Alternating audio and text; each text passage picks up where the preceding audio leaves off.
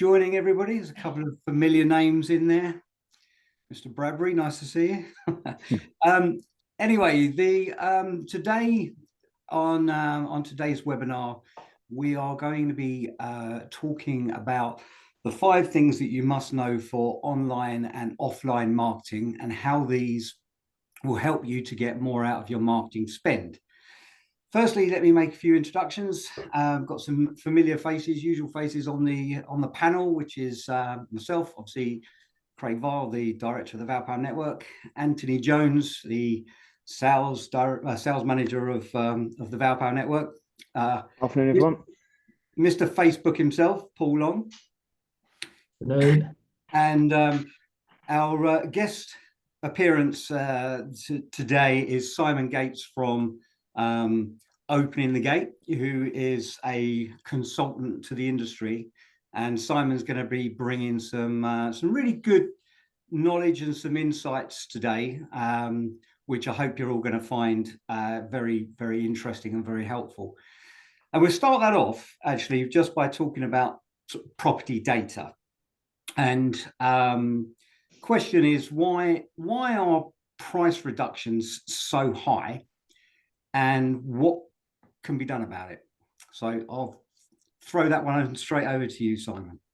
Thank you very much, Craig. No, thank you very much for having me, and plenty of pressure on me. So if you don't get any returning guests next time, we know what the common denominator was or who it was. So yeah, price reductions, it's something I've been monitoring a lot, and I've taken various different data points on it. And look, it's always been around. There's always the agents who overvalue and undercut on fees. It happens in every single location, but it seems to be continuing to rise and rise. So in terms of why it's being done, essentially, there's lots of agents competing for a very small stock going around. So they're going, I'll just add another 5 or 10% to it and hope that I'm going to win it because I'm the highest valuation.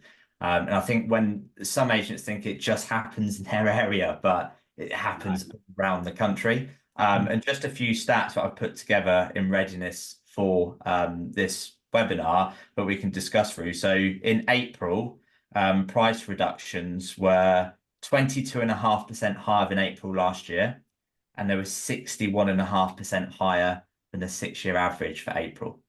So they are continuing to rise, and quite staggeringly, 43.5% of listings this year have had a price reduction. 43.5%.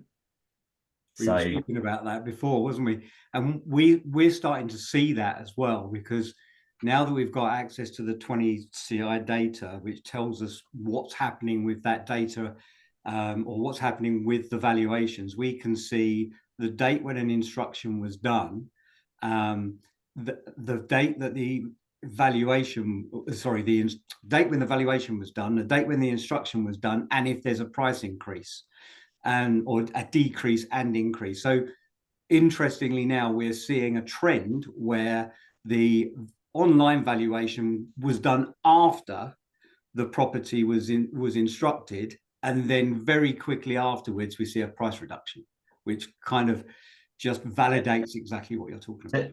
So on your point there, and Paul, I'm going to throw this over to you to be my guinea pig here.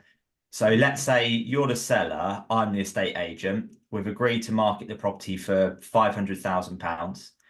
1 month, 2 months down the line, we agree it needs to be price reduced, not getting interest. Okay, we drop it to, let's say, 475. Another month goes past. You've heard nothing from me. There's no viewings. There's no inquiries, but a house on your road has gone up in that month and it's got a sold sign outside. Do you then think that price was the issue, or do you think that me as the agent and my marketing might have been the issue? It'd be the agent for me. It'd be the agent, yeah.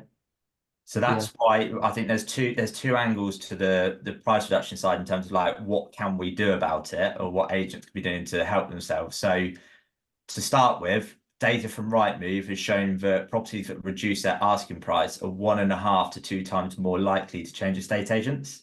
Mm-hmm.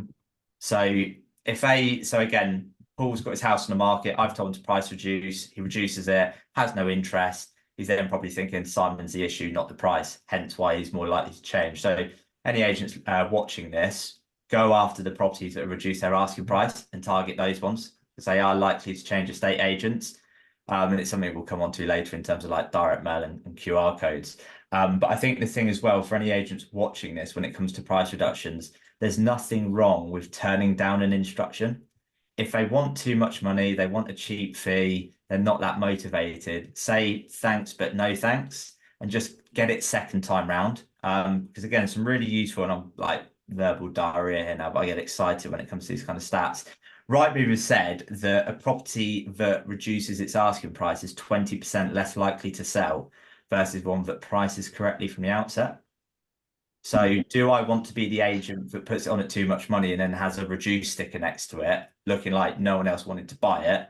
Or do I get it second time round at the right price with a fresh new listing date rather than reduced? So yeah, if you think, oh my God, I'm a bit short on stock, I want to take that one at a higher price, just think, do I think it's going to sell at that price or do I get it second time round? The thing is as well, it takes 2.5 times as long to sell as well. So why would you take on a listing that's demotivated, too much money and going to take longer to sell? It's costing you money to have that property on your books, and it's a liability rather than an asset on that. So yeah, those are kind of a few things I thought would be beneficial to discuss on the reduced side. To throw it back to you guys, what have you taken away there from what I've said thus far? Yeah, to be honest, on that completely echoes the conversation. Funny enough, I had with an agent this morning, and they said that new agent in town, they're doing it for significantly cheaper and also listing, just taking listings to win the business at significantly over the asking price. And he said actually how much of a negative effect it's had on not just him, but the market in general in the area. So it's also not just thinking about that instruction, but it's also them thinking if someone else has seen out that value, it's then going to give them false hope, thinking, oh wow, that one over there is up for 500,000.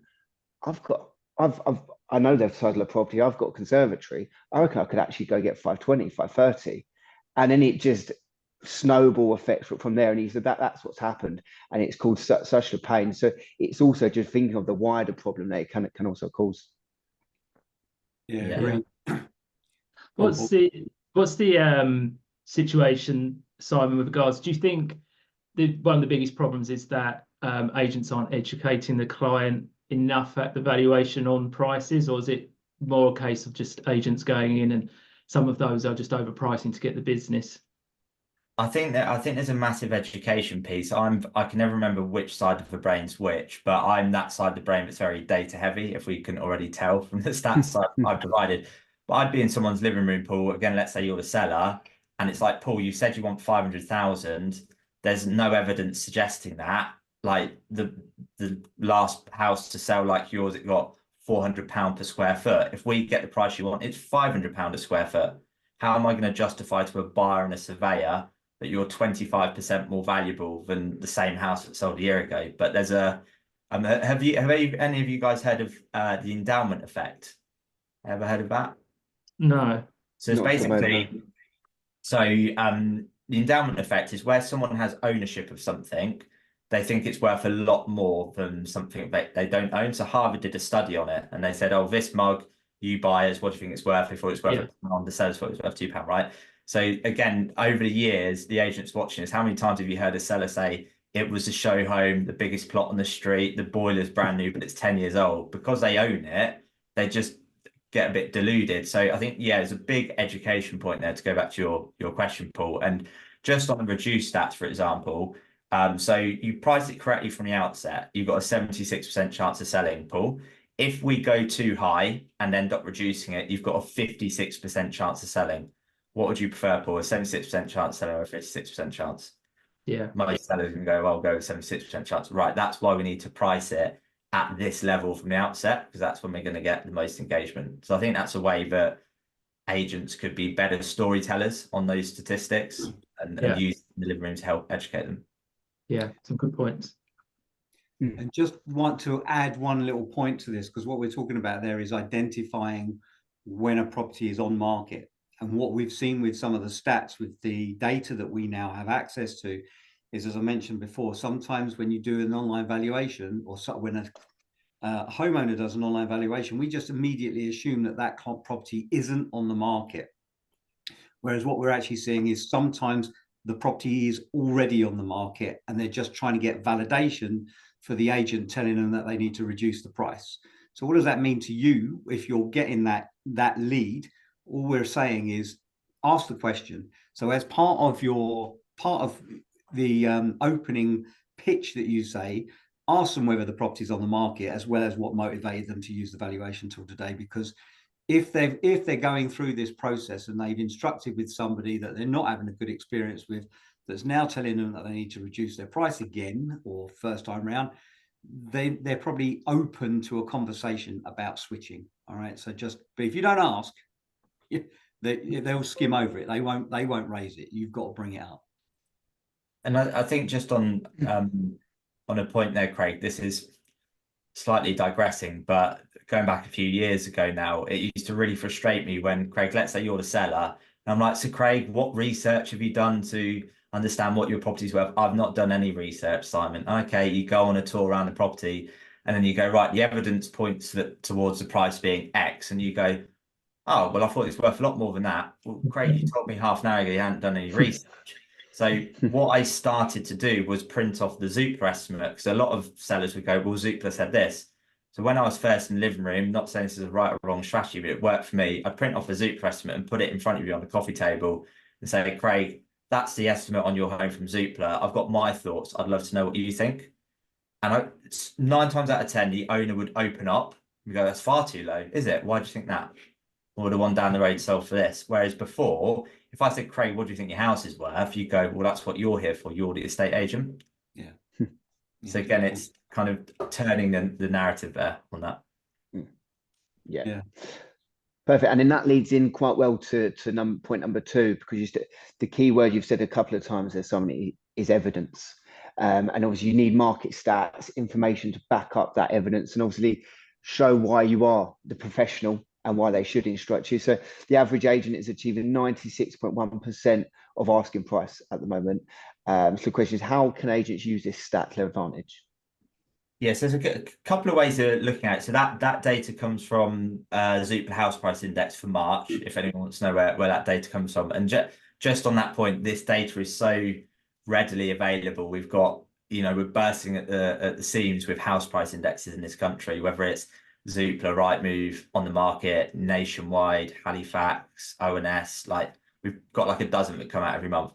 But in terms of 96.1% of asking price, if, for example, you are achieving 100% of asking price, yet the other agent who's come out is achieving 90%, that backs up the first point we talked about when it comes to price reductions. That I appreciate they said £5,000 more than me, but I achieve 100% of my asking price. They tend to discount by 10%. So actually, you're going to be worse off by going with them. I think it's really, again, going back to Paul's point, that education piece around showing them what's going on. Because there'll be that, well, you would say that price because you want it sold as quick as possible. But if you can evidence it, and I think the key thing as well, evidencing it by third parties, because we can, like, in the agency industry, we kind of love to hate Rightmove and get, the rising costs. However, the public love them. So sometimes you've got to use Rightmove to your advantage and use the stats that they've got, same as Zoopla as well. So yeah, on the 96.1%, let's say, and I'm just going to say this for ease of maths for me, let's say that the average agents achieve 96.1, I achieve 99.1. So I'm 3% better than the average agent, let's say, or my fee's 1% higher. Well, you're still 2% off, Mr. Seller, if you go with me. And what I found was really difficult was trying to convey that in the living room was quite difficult, but it's a fantastic visual for this. So Luke St. Clair, big shout out to him. Love this. This is really cool. His tool, Knightsbridge Colleague, is ridiculous. So if there's anyone watching this who is an iPhone user and they don't already have Knightsbridge Colleague, go and download it. You can brand it to your logo, and you could be in someone's living room, put in their address, put in the details of what you achieve, what your fee is versus the average agent. And at the bottom, it just says, this is the amount extra in your pocket you'll get at the end. And that, I used to literally have it on my phone and show them. And I think it's no coincidence in my last year in agency in 2019, my conversion rate went up and my fees remained the same. And it's because I was demonstrating in a much more simpler way for the seller to understand that I was worth my fee. There are costs to that app. No, it's literally free. Yeah. So I think in the question, so yeah, it's called Knightsbridge Colleague, or it might be KB-properties, so Kilo Bravo-properties. Knightsbridge is in the place in London, and Colleague is in team member. But if anyone's struggling to find that app, yeah, reach out to me and I can send you a link over to it. Yeah, we've had really a look cool. at it. I love that. Really, really clever. Really good idea. The other thing on it as well is just flipping the narrative. In November, Zoopla said the average agent was achieving 95.5%. So it's actually the percentage of asking price being achieved 5 months down the line is 0.6% better off, which actually to me shows that we're moving in the right direction in terms of the gap between buyer and seller on that. And stats I've looked at before is typically what you find is if the percentage of asking price being achieved is below 95%, that tends to show a declining market in terms of house prices. Anything north of 95% is a stable price market. And obviously, the closer you get to 100% of asking price, the more it is a rising market on that. And what's the best email address if anyone wants to ask for that? Yeah, so if they want to ask me, simon@openingthegates.co.uk. Yeah.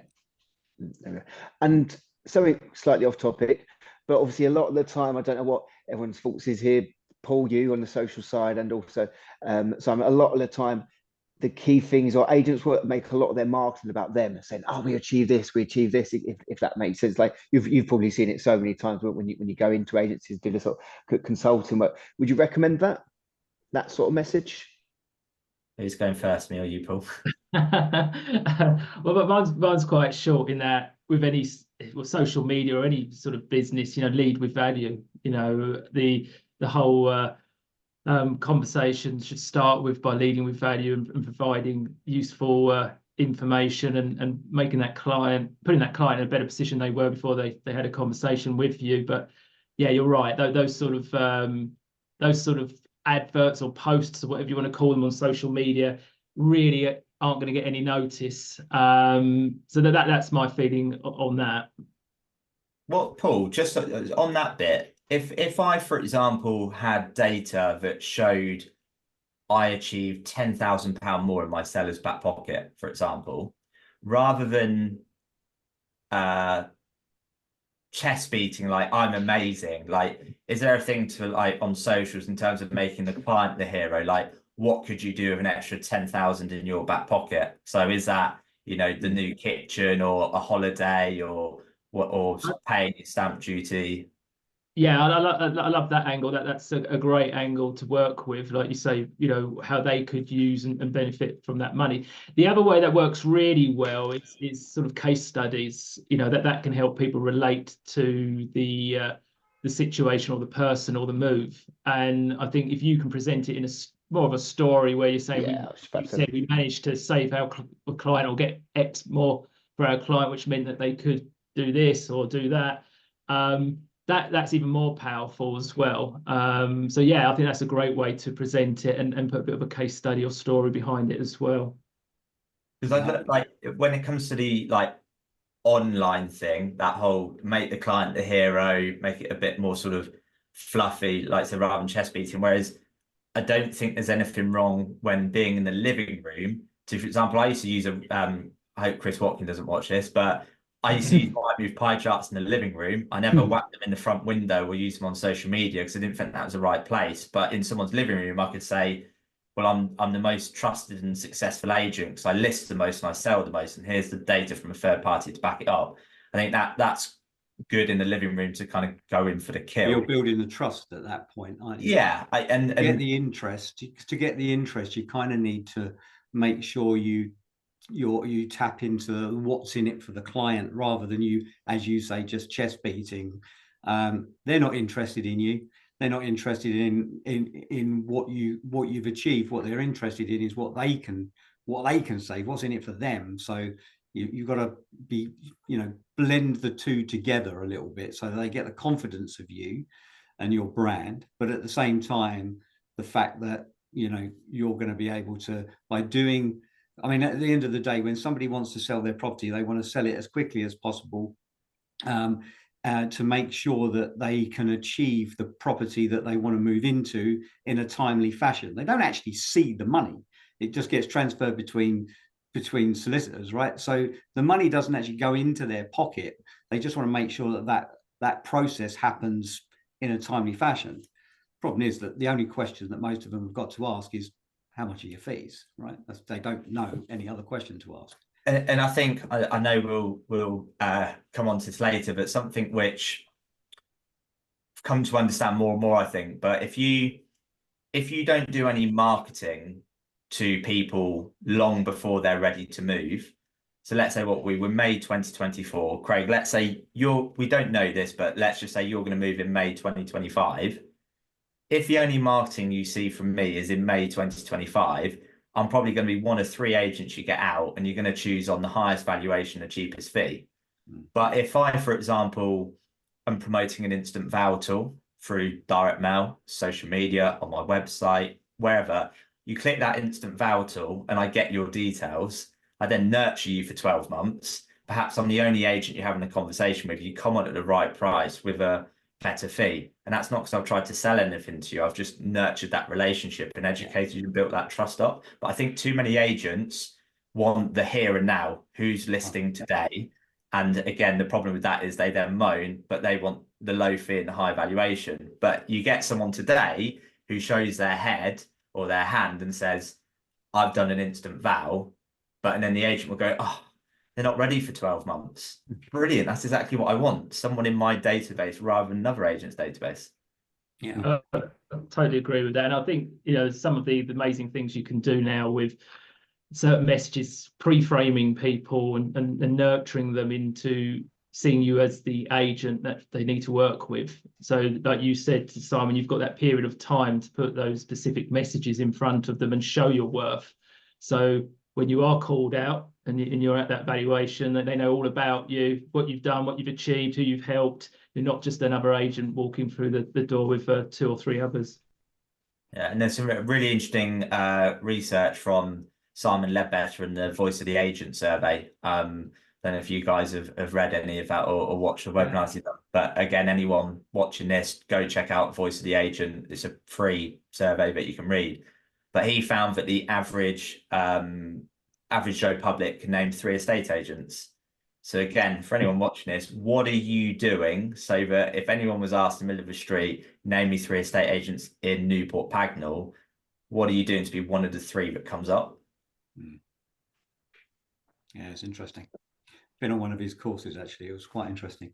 Yeah. Long, but quite interesting. Well, it's called 30 years of marketing one day for it definitely does what it says on the tin. Yeah. Kind of segues into the next point, actually, because what we're talking about there is thinking about the long game. But one of the other things, as you quite mentioned, quite rightly say, that agents want the business now. One of the ways that they can do that, suggesting, is targeting properties that are already on market, right? One of the things that we preach a lot is not just using social, paid ads on social, but also using direct mail. Using direct mail to target the neighbours of ValPal leads and bonus leads. And if anyone's not sure what bonus lead is, it's where someone starts to fill out the online valuation tool, but bails on it before completing it, because you're finding pockets where there is interest, where there's probably a property on the market that's caused that activity to happen. But one of the things that you're talking about is actually targeting people whose property is already on the market, right, with QR codes. I mean, it can be done with both. And I think I was thinking about this before we hit record, and kind of the resurgence of QR codes in the past few years. Obviously, they've been around for donkey's years, but no one really had smartphones when they first came around, so couldn't use them. And I took my mind back to literally this time 4 years ago. And this is how geeky I am when it comes to estate agency. It was when we had you could go to a pub again, for the first time after lockdown. And I remember being sat in a pub, table service, and they're like, oh, you just scan the QR code, and then we bring it over. And my brain immediately went, why are agents not using QR codes in print marketing? Because at that time, and being at Home Search, agents were putting like a bit.ly link, so a link shortener, but it'd be like, you know, simongates.co.uk/instant-val, go to this URL to get an instant val. And I was kind of like, no one's going to do that, are they? And that's where my brain was like, I think, Simon, you hit the nail on the head there, actually. I think it's because of COVID and because people got familiar and used to having to order things using QR codes that they became trusted. Up until that point, people didn't trust them as much, whereas now everyone trusts them because everyone's used to it. And I think that's probably, you know, been advantageous to the industry to be because of those events, to be honest. And again, and I think it's why we wanted to do this webinar and calling it sort of online and getting that sort of in line. I was in Wagamama's yesterday evening having dinner, and you scan the QR code to pay your bill, but on it, it's like, do you want to pay a tip? And then it also asks if you want to split the bill. So if you're going with a friend and you're splitting the bill, all done through scan QR code, but they're asking for your details, and it's like, do you want to opt in for marketing? So it's like they're using the QR codes very, very effectively. So I think a lot of agents I speak to go, direct mail's dead or whatever. Well, actually, they've just sent out 10,000 leaflets. They don't do actual direct mail. And the whole kind of purpose of the QR code is to try and get someone to leave a digital footprint. I think too many agents will send out letters trying to sell their services. We're the best, we're amazing, we've got loads of offices, blah, blah, blah, blah. But those letters are trying to sell a phone call. How can you get them to phone you? And then kind of behind that phone call is the next action. Get them to scan a QR code and hopefully go through and use an instant val tool. For me, I'd say that's the biggest reason why someone would scan a QR code. If you're getting a letter through from an agent, if you're telling them to scan something where they can go look at the value of their house, it's probably a high chance they're going to do that if you get the content right. Yeah, and Greg's probably heard me say this example thousands of times, but every time we speak about QR codes, I have to, just because I really like it. There's a client that has a big billboard ad at his local train station, and it says, "Is your train longer than a minute away? Scan here to find out how much your home is worth in this time." So again, it's also then thinking QR code isn't, again, just for leaflets. It's also thinking how else you can then be using that, whether that be print, brochures, for sale boards. Another member has it at on sort of a smaller billboard in a shopping centre right next to a coffee shop. So just grab a coffee, spare minute, scan here to find out how much home is worth. So again, you can be quite creative and clever with it. It's not just restricted just to leaflets, because it is a QR code. And just on the QR code as well, just a couple of bits on that, actually. I was on a Zoom earlier today, finished a Zoom call and literally shared a QR code on my screen and said, if anyone's enjoyed this session, scan the QR code, leave me a review. If you haven't, don't scan the QR code. And that I got a review out of that. And big shout out actually to Alex Evans from Estate Apps, because I've used his review link. Yeah. And the amount of reviews I've been able to get in just over the past year is amazing. But just on the QR codes, Paul, I don't know about you, but I've seen agents who will put onto like a Facebook or an Instagram post, they'll put a QR code, and I'm like, please don't do that, because they're going to be on their phone. How do they scan a QR code? And the agent's like, oh yeah, I've not thought of that. Yeah, no, I've seen some fun ones like that. I saw another really good one final good one. Agent who's recording videos in certain roads and locations, and then they're putting a QR code in a letter or leaflet, putting it through the door saying, we've just been recording in your street, scan the QR code to watch the video. So they're hitting both angles again. Yeah, it's good show. Videos up, that's really clever. And it's the whole, like, again, it's the whole, you're taking your offline audience online to try and get them to fill in their details or leave a digital footprint so you can follow them around and nurture that process. But I think it's just trying to really get that point across, like we're a broken record, is that, again, scan this QR code to watch a video. But because I think, again, we're in this industry, we're very fortunate that basically we know where our customers are. They're in their house. Whereas, for example, this will sound really random, if there's a for sale board outside someone's house, you know you can potentially help them. Whereas my dishwasher's broken, how does Currys know that my dishwasher's broken? I don't have a board outside or my dishwasher out the front for for them to come look around. That's a really weird analogy, but I hope you get where I'm coming from with that. One thing to think about with the QR codes from a logistical perspective is just to make sure that the QR code that you use doesn't have an end date, especially if you're using it in print. I've seen that before. I can't think of the one that we normally recommend at the moment, but again, we can forward that to you. It might even be Google. Actually, I think Google. I'd say QR code monkey is a good one. Yeah, that's one. QR code monkey. You can set one up. I've got it all branded in my colours and my logo, which is really good. And just on the QR code, and I think we've all now said like, oh, one last thing. I think I said earlier about how agents will say, oh, everyone price reduces and charges cheap fees in my area. I had an agent say to me a couple of years ago, oh, it's a really older demographic in my area, don't know how to use QR codes. Well, that's really interesting because there's another agent in your area utilizing QR codes in direct mail and they're getting really good results. Yeah. So again, it's having that mindset of trying something, seeing if it works, just rather than being dismissive on it. Perfect. Cool. So number 4, we'll give Simon a bit of a break. For Paul, this is over to you, mate. This is just on social media. So how can you make your content more engaging and increase interaction with your market? Yeah, no, that's a really good question, and there's lots of things that we can talk about on there. But I'll sort of suggest four, maybe 5 quick things for people to consider.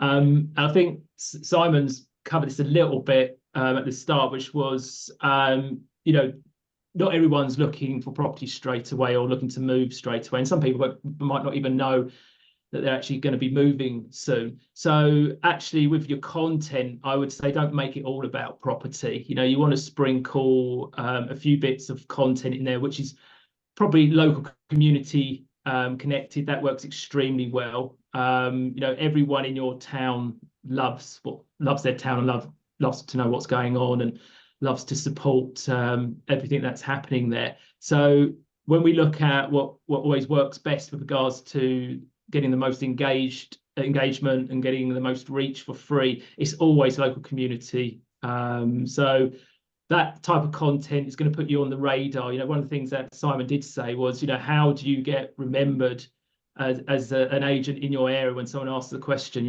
name a couple of agents in our area. Well, this is the type of content that does that, because it actually is going to get on everyone's radar. So we're talking, interviewing local businesses that have been around for years, making people aware of events that are happening, the best restaurants, the best cocktail bars that no one knows about, all those things which people find interesting, but at the same time, you're getting on their radar as a local business. So that's the first one. The other thing I think always see people make mistakes with is not asking questions and opinions. A lot of agents will create fantastic content, but they're just putting it onto the social media platforms and people are reading it, walking away, and that is the way that content's been put on social media. It's been put on without asking for opinions, asking questions. You want to make people feel like that bit of content is talking to them, not to everyone.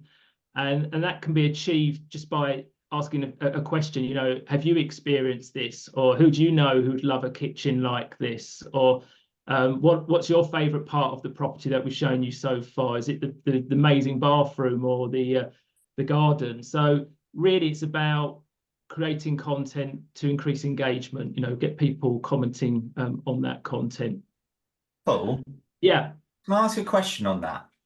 And this is a selfish question, but I think it will be something agents might ask as well, is that when I go to put posts out and I know I should be doing exactly what you've just said, but then also part of me is scared maybe from a vanity metric, is if I put a question and then there's no comments at all, are people looking at that going, idiot? I just don't think it's worth worrying about that. I think if people aren't interested, you're aiming to attract people that are interested in what you've got saying, and as soon as they start engaging with your content, you can continue that engagement, and it's done its job. The whole point of social media and Facebook and Instagram is it's built on engagement and built on being social. So the key things that those platforms look for are those comments, those likes, that engagement. And if you're not putting those questions out there or asking people for opinions, you're never going to benefit from people seeing the content anyway. It just doesn't move, you know, when no one's engaging with it. So that's exactly what I was going to say there. If you're worried about it, yeah, put it this way: if you post it without asking an opinion, you definitely won't get any engagement. If you ask, you know, if you ask a question or for an opinion, you might get some engagement. You're giving yourself a chance rather than giving yourself no chance. And Paul, question with I know this is probably getting more and more popular. That an agent actually emailed earlier saying he finally done it. Would be really proud of him. Video content, yes or no? Oh, 100% yes. You know, the video, all you've got to do is look at what people are consuming and what the social media platforms want. You know, it's video. Just look at TikTok. The whole platform exploded on video, and Facebook and Instagram are just trying to copy everything that's working well there. So video as what's being consumed the most, but also video to allow people to get to know, like, and trust you as an agent so quickly. You know, the biggest, probably one of the biggest things that people make a decision on using an agent is, can I work with this person? Will I get on with them? And if you can do a lot of that hard work before you even walk through the door, through video, allowing people to hear your voice, hear what you're about, even down to what your hobbies are, you know, that allows people to relate to you and get to know, like, and trust you extremely quickly. So yeah, 100% video. 100%. And I'm sure there was a stat, I'm sure it's of you, I think I heard say, it might not have, so apologies if I'm putting you on the spot here, but if, let's say you do a normal post on your wall, on your Facebook page, and you've got 100 followers, Facebook is only actually going to only push that out to a percentage of those 100, whereas if you do a video, they push it further, because if someone's watching a 2-minute video, they're spending 2 minutes longer on Facebook. So you've actually got a significantly higher chance of people seeing the video if you do video. Yeah, Facebook definitely prefers pages and accounts which do lots of video, because they're not losing the traffic out of the platform if you're putting links in, but also like you said, it just keeps people on the platform longer, and that's why YouTube does so well, because it just keeps people in the platform for hours, because video after video. So yeah, video is definitely the preference there. And then the last couple of things there, just very quickly, hyperlocal is a must in everything you do with social media. If you really want a quick win, you know, make it as hyperlocal as possible with your creatives, with your content. That is going to get people to stop in the news feed on those platforms, and that's what it's all about. Initially, forget everything. It's about getting to stop and actually then listen to what you've got to say. And if they like the first thing they hear, they are going to then listen to what you've got to say later on and see your content. And finally, rinse and repeat everything that's working well. You know, these social media platforms do provide some really good tools to see what has worked. So you can go into analytic data on Facebook or Instagram, and you can see insights, audience insights of what's got the most engagement, what's got the most reach for free. And then you want to rinse and repeat, see what that type of content was, and then start rinse and repeating that type of content, because that's the content your audience wants to see. Can I just, on a couple of things you said there, Paul, and you know, like let's say a typical, this sounds very stereotypical, but let's say a typical agent, when I would go out to appraise someone's home, if I'm seeing a Liverpool shirt on the wall, I'm like, right, I'm getting that into conversation. I'm also a Liverpool fan, whatever. Whereas when you said about the know, like, and trust you, if you're putting out video, I've been to numerous, I went to a conference, the Women in the Staging conference, whenever it was a couple of months ago. I really like Biltong, and one of the agents literally came up to me and said, I've got some Biltong for you. So it's like roles reversing on the rapport side of things, on that. And on the rinse and repeat kind of things and seeing what works, I think I was a little bit hesitant to originally post about, like, my first day in business or my first customer or my first Google review and so on. But I found some of my best performing posts are ones where it's like celebrating 100 podcasts or 100 reviews. And I'm like, oh, people are excited to kind of follow you on that journey. And you maybe give yourself permission to do that because of the value you've brought. And one thing I just want to very quickly share, I wrote it down. I can't believe I hadn't said it earlier. I said about taking that offline audience online.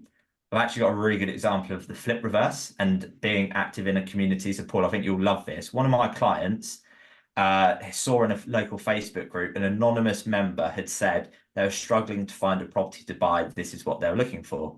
He commented to say, I might be able to help with this. I'm a local agent. They then started, I think, a conversation on Facebook Messenger. And he went, right, so this is what you're looking for. I can send out letters on your behalf. He sent out about 100 to 150 letters and got 3 valuations off the back of it. Wow. Yeah. So literally from an anonymous Facebook member to starting a conversation to then sending offline marketing to then get the phone ring 3 times to say, it sounds like your buyer's looking for a property like mine. I've been thinking of moving for a little while now. Do they want to come and view it? Yeah, really Good clever. question, Paul. What would you suggest the average length of a video should be? It's a good question, and then this does change all the time. You know, you hear things all the time changing, but for most at the moment, I would try and keep it where possible under a minute. If you can get it under 30 out then. yeah, if you can get it shorter and under 30 seconds, great, you know, and it just does depend what platform you're looking to use it. You know, if it's a general video, then, you know, under 60 seconds is a must, just to give it a chance to show on quite a few of those platforms. You know, Reels in particular is doing extremely well for free organic exposure, which means getting in front of as many new people for no cost. Then you've got platforms like Stories, where even shorter videos, you know, 10, 15 seconds will outperform a lot of things. But I wouldn't overcomplicate it too much. Just let it be as long as it has to be to provide value. But where possible, if you can keep it under that 60 seconds, that's going to just allow you to slot it into a lot of places, and also use across different platforms, not just Facebook and Instagram. You know, you have got things like YouTube Shorts, you've got you've got TikTok, you've got even LinkedIn, where you can start using those short videos all in the same place. Brilliant. Thank you very much for that. Right, just to finish off, a couple of weeks ago when we were talking to Simon, he came up with some Google Chrome extensions, which were really, really quite cool. And these were what you normally recommend for your agents that you're working with, but I think you're going to share some of those, or you're willing to share some of these, and I think these are really, really useful, great little nuggets that will help you with various different things. So I'll let you, I think you want to share the screen here. Yeah, let's do it. So if I start turning my head 90 degrees, it's I'm looking at a different screen now. If I can just get a yes from you guys, I'm now sharing my screen on Rightmove. Yep. All good. Perfect. Okay. So Craig's just mentioned there about Google Chrome extensions. So there might be some of you on this call who've heard me speak about these before, and some of you might be thinking, why on earth does his Rightmove look like that? So first of all, you need to be using Google Chrome as your internet browser. I think you can also do it on Firefox or Microsoft Edge. Don't be using Safari or Internet Explorer. It just won't work. And again, iPads, tablets don't allow you to get Chrome extensions either. So on this particular property, in the top right-hand corner, I've got the fully matched address, the EPC rating, and the square meters from the EPC. That is called Address Helper for Rightmove. There's literally a Chrome extension, Address Helper for Rightmove there. Now, if I scroll down just to get to some different ones to give some examples, let's do this one here. Now this one, it shows it went on in February at 1.1. It had a sale agreed on 11th of April, unfortunately fell through and came back on. Now, without that Chrome extension showing me that status change, I would have no idea, because down at the bottom, it says added on the 5th of February. So having that, perhaps if I'm driving past that house, it's a door knock, or send them a letter, or are they in my database to say, oh, I saw you might have had a sale agreed, what happened there? On that. Now on this particular one as well, it's got a question mark here next to the property address. That's because it's not matched the full address. So the Google Chrome extension Address Helper for Rightmove sometimes works, it sometimes doesn't. So I'll click into, if you click into this listing, which let's try and do.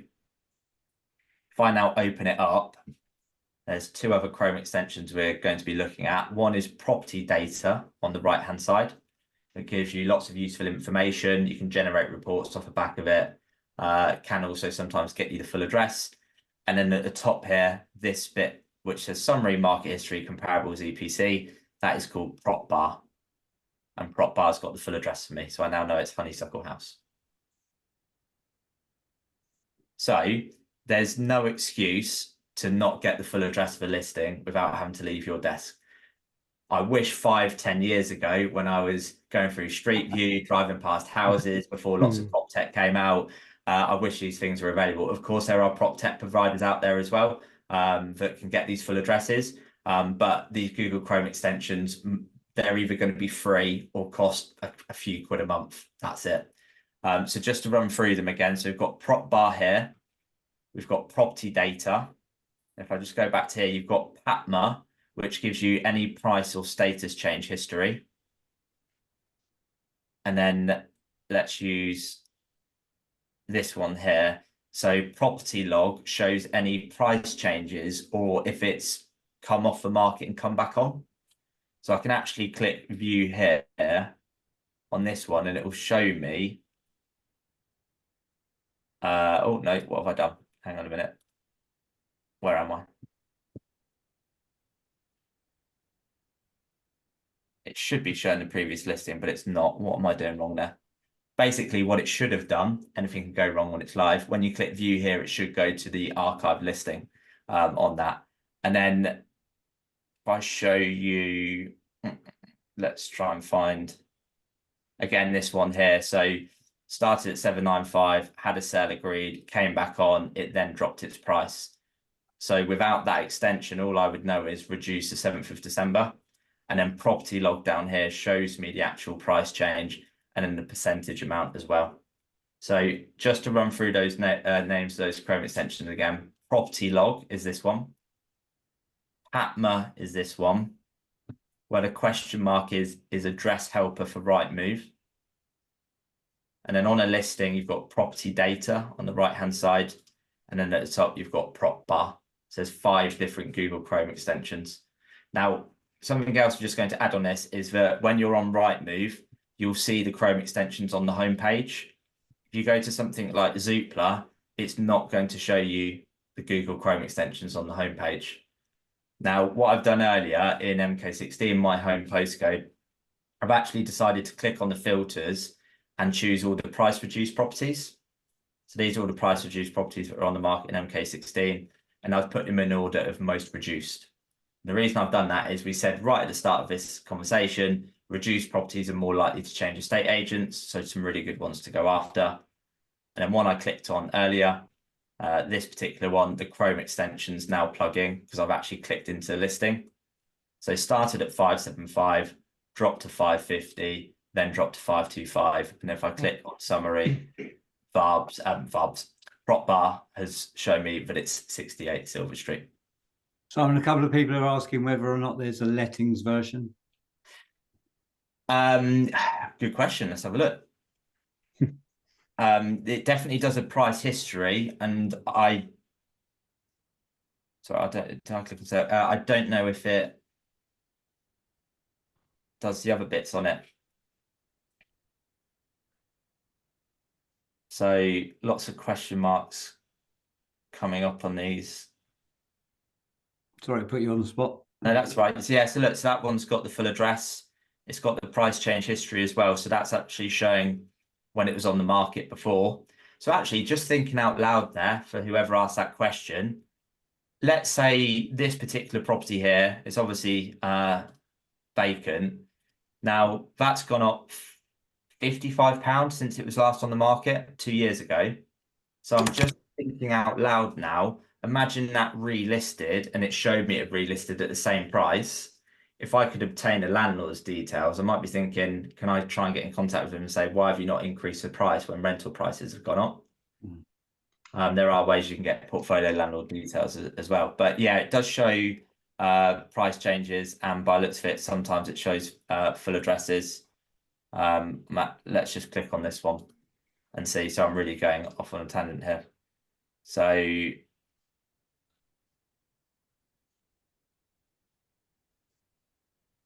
wait for that to load. So 1-bed house summary. Yeah, I'm not confident it's going to give as much information on the rental side as it does on the sales side, because I think on the sales side, a lot of what it's doing is if you take let's choose this one. If anyone's not already familiar with this, what a lot of these Chrome extensions will do is, one, they're looking at if there's an EPC on the property, that's where they'll get a full address.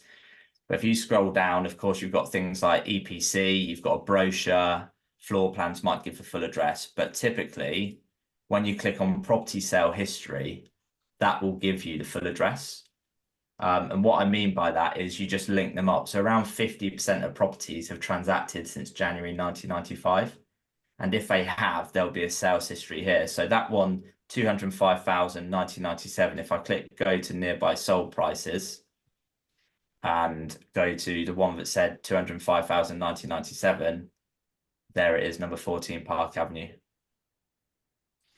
Sorry, Really there was stuff there, isn't there? yeah, I'd say there's a question about finding these Google Chrome extensions. I think the easiest thing for people to do is probably to go to Google. You're probably going to show them where they live. Yeah, you literally go to Google Chrome Store. There we go. And then if I type in Patma, so there it is there. Now in the top right-hand corner, it says remove from Chrome. Mine would say mine says remove from Chrome, sorry, because I already have it. Anyone who doesn't have it, it would just say add extension. You add extension, go back to Rightmove, refresh it. Now, once you've added that one, if you scroll down, it then has related ones down here. So there's property data we spoke about, there's property log, address helper for Rightmove, and then you've got prop bar there as well. The other ones that are there, if I've not mentioned it today, it's because I've used them and didn't rate them, remove them. Yeah. Was there any other questions to go through from anyone in the chat? If we covered that. I think we covered all of the listings was the main thing and where to find them. So yeah, that was all covered. Really useful. But I can see is it Connor and Beth who've asked that. Connor and Beth, you've now got me on a mission to start deep diving on Chrome extensions on rental properties to see if there's anything more I can do. Watch this space. Yeah, exactly. Is there any other questions you guys had on those Chrome extensions yourselves? No, I think that's Look, for been me- really, really useful and some great giveaways. And I think if anyone wants to get those and doesn't remember what they are or wants instructions on it, just reach out to us, and we'll definitely be able to give them to you. No problem. Okay. Lovely.